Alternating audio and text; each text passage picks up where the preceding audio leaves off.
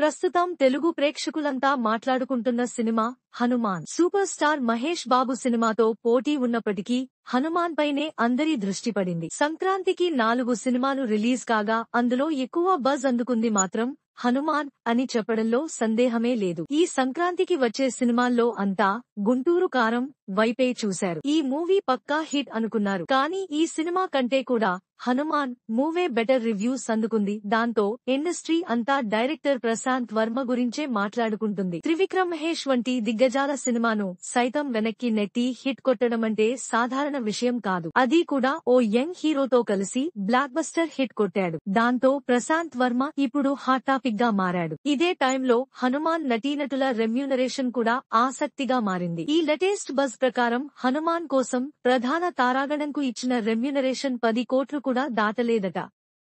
మరి ఈ cinema hero heroine ప్రధాన పాత్రల రెమ్యూనరేషన్ ఎలా ఉందో చూద్దాం. చైల్డ్ ఆర్టిస్ట్ నుంచి హీరోగా ఎదిగిన తేజ సజ్జా అద్భుతం, జాంబిరెడ్డి వంటి సినిమాలతో హీరోగా మెప్పించాడు. తనదైన యాక్టింగ్ స్కిల్స్ తో హనుమాన్ వంటి పాన్ ఇండియా సినిమాలో లక్కీ ఛాన్స్ కొట్టేశాడు. ఈ సినిమాలో సెటిల్డ్ యాక్టింగ్ తో ఆకట్టుకున్న తేజ సజ్జా హనుమాన్ కోసం దాదాపు 2 కోట్ల రూపాయలు రెమ్యూనరేషన్ తీసుకున్నట్టు సమాచారం. వరలక్ష్మి శరత్ కుమార్ 1 కోటి నుంచి 1.5 కోట్ల రూపాయలు, అమృత అయ్యార్ 1 కోటి రూపాయలు, రాజ్ దీపక్ శెట్టి 85 లక్షల రూపాయలు, వెన్నెల కిషోర్ 55 లక్షల రూపాయలు, వినయ్ రాయ్ 65 లక్షల రూపాయలు, జబర్దస్త్ కమెడియన్ గెటప్ శ్రీను 35 లక్షల రూపాయలు రెమ్యూనరేషన్ అందుకున్నట్లు సమాచారం. ఈ వీడియో నచ్చినట్లయితే లైక్ చేయండి.